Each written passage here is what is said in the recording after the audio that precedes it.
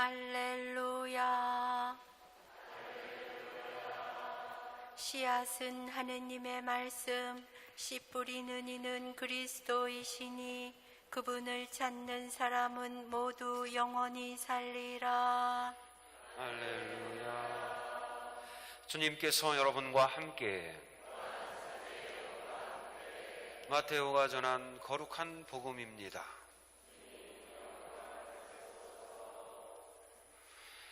그날 예수님께서는 집에서 나와 호숫가에 앉으셨다. 그러자 많은 군중이 모여들어 예수님께서는 배에 올라앉으시고 군중은 물가에 그대로 서 있었다. 예수님께서 그들에게 많은 것을 비유로 말씀해 주셨다. 자, 씨 뿌리는 사람이 씨를 뿌리러 나갔다. 그가 씨를 뿌리는데 어떤 것들은 길에 떨어져 새들이 와서 먹어버렸다. 어떤 것들은 흙이 많지 않은 돌밭에 떨어졌다. 흙이 깊지 않아 싹은 곧 돋아났지만 해가 솟아오르자 타고 말았다. 뿌리가 없어서 말라버린 것이다. 또 어떤 것들은 가시덤불 속에 떨어졌는데 가시덤불이 자라면서 숨을 막아버렸다.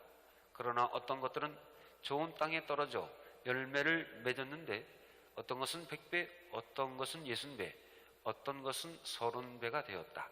귀 있는 사람은 들어라. 너희는 씨 뿌리는 사람의 비유를 새겨들어라. 누구든지 하늘나라에 관한 말을 듣고 깨닫지 못하면 악한 자가 와서 그 마음에 뿌려진 것을 빼앗아 간다. 길에 뿌려진 씨는 바로 그러한 사람이다. 돌밭에 뿌려진 씨는 이러한 사람이다. 그는 말씀을 들으면 곧 기쁘게 받는다. 그러나 그 사람 안에 뿌리가 없어서 오래가지 못한다. 그래서 말씀 때문에 환난이나 박해가 일어나면 그는 곧 걸려 넘어지고 만다. 가시덤불 속에 뿌려진 씨는 이러한 사람이다. 그는 말씀을 듣기는 하지만 세상 걱정과 재물의 유혹이 그 말씀의 숨을 막아버려 열매를 맺지 못한다. 좋은 땅에 뿌려진 씨는 이러한 사람이다. 그는 말씀을 듣고 깨닫는다. 그런 사람은 열매를 맺는데 어떤 사람은 100배, 어떤 사람은 60배, 어떤 사람은 30배를 낸다. 주님의 말씀입니다.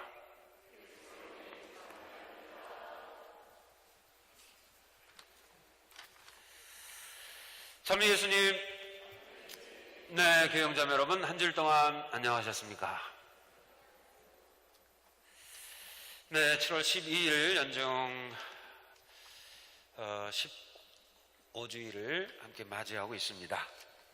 요즘에 뉴스를 보면은 참 세계 정세가 정말 굉장히 불안하고 어수선하고 또 한편은 심각하고 정말 뭐가 보이지 않는 어떤 전쟁 비슷한 것이 일어날 것처럼 이렇게 그냥 힘이 듭니다. 그럼 코로나 때문일까요? 예? 만약에 코로나 때문이라면 그나마 좀 다행이라고 하는데 글쎄요. 사람들이 잘못은 자기가 해놓고 남을 탓할 때는 그죠? 다 그죠? 자기는 잘했는데 남의 탓이다 할 때가 많죠. 예? 내 탓이라고 안 그러고 다 너 때문에 너 때문에 남의 탓을 쉽게 합니다. 코로나가 일어났는데요. 참 종식될 기미가 보이지 않고 우리 생활 주변에도 자꾸 확진자들이 발생을 해서 불안한데요. 좀 그럴수록에 우리가 좀 자숙하고 반성하고 내 자신을 뒤돌아보는 그런 계기, 그리고 많이 만나진 않지만 주변 사람들의 좀 사랑을, 관심을 나누고 돌릴 줄 아는 그런 삶이 되어야 하겠습니다. 저도 오늘 비유 말씀을 좀 드리도록 하겠습니다. 아시는 분들은 알 텐데요. 한 자매님이 상점에 들어갔는데 하늘나라 상점에 들어갔어요. 놀랍게 계산대에 하느님이 서 계셨습니다. 자매님이 깜짝 놀라서 아우, 하느님, 여기서 뭘 하고 계세요? 하느님이 대답하기를, 나는 사람들이 원하는 것은 무엇이든지 다 팔려고 여기서 기다리고 있단다. 그래서 이 자매님이 이왕이면 자기가 원하는 최고의 것을 사야겠다 라는 생각이 되었습니다. 그래서 저는 평화와 사랑, 행복과 지혜, 이런 것들을 사고 싶습니다. 어디 있습니까? 그러자 하느님은 미소를 지으시면서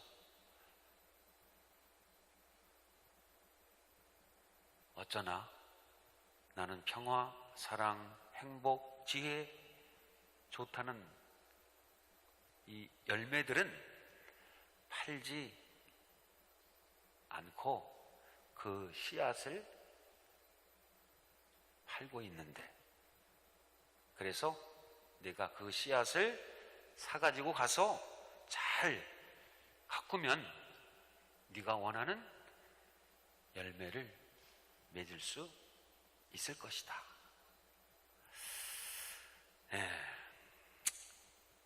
오늘 복음에 씨 뿌리는 사람의 비유하고는 딱 맞지는 않지만, 그죠? 함께 생각해 볼 수 있는 예화라고 생각돼서 말씀드렸습니다. 복음의 내용처럼 농부가 무작정 씨앗을 돌밭이나 길바닥, 가시덤불 속에 뿌리는 것이 언뜻 이해가 되지 않습니다. 그러나 당시 팔레스티나 지역의 농사법은 우리나라와 전혀 달랐습니다. 팔레스티나 지역의 땅은 대체로 돌이 많고 메마르고 더운 여름엔 정말 비 한 방울 오지 않는 그런 땅입니다. 그래서 농부들은 메마르고 굳은 들판에 먼저 씨앗을 뿌려 놓습니다. 그리고 비가 오면 그때 쟁기질을 해서 땅을 갈아 농사를 짓기 시작합니다. 오늘의 비유 말씀을 통해 씨는 하느님의 말씀이고 밭은 그 말씀을 받아들이는 우리 마음의 상태입니다. 생명의 씨앗인 말씀의 자리를 어떻게 받아들이고 가꾸느냐에 따라서 풍요로운 결실을 맺기도 하고 그렇지 못할 수도 있다고 가르치십니다. 그렇다고 하나님께서 누군가에게는 좋은 씨를 주고 누군가에게는 나쁜 씨를 가려주지 않으시고 모든 이에게 똑같이 좋은 씨를 사실은 주십니다. 그런데 이 좋은 씨를 받고서도 가꾸는 이의 정성이 부족하거나 없으면 좋은 결실을 맺을 수 없다는 말씀입니다. 우리 삶의 주도권이 하느님께 있지만 인간의 협력이 없이는 열매를 맺을 수 없다라는 것입니다. 신앙의 결실은 하느님의 은총과 인간의 정성과 노력이 함께 깃들여야만 좋은 열매를 30배, 60배, 100배 사람에 따라서 그죠? 많고 적음의 차이만 있지 사실 맺을 수 있다는 것입니다. 프란시스코 교황님도 그리스도는 당신 자신을 사람들에게 강요하는 법 없이 씨 뿌리는 사람처럼 인간들 마음 안에 말씀의 씨앗을 뿌립니다 라고 일찍이 말씀하신 바 있습니다. 그것을 받아들이고 안 받아들이는 것은 우리 각자의 몫이라는 뜻입니다. 가끔 세상의 유혹과 재물에 마음이 빼앗기거나 근심 걱정에 사로잡혀 제대로 된 땅을 일구지 못하는 우리의 모습을 돌아봅니다.